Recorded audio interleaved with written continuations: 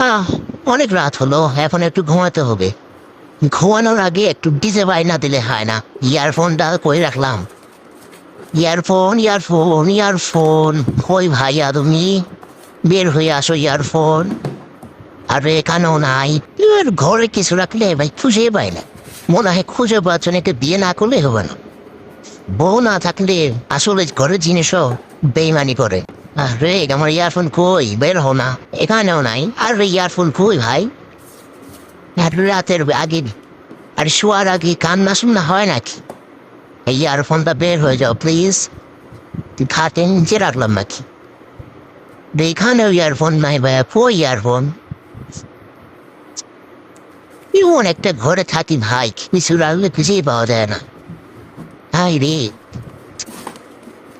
earphone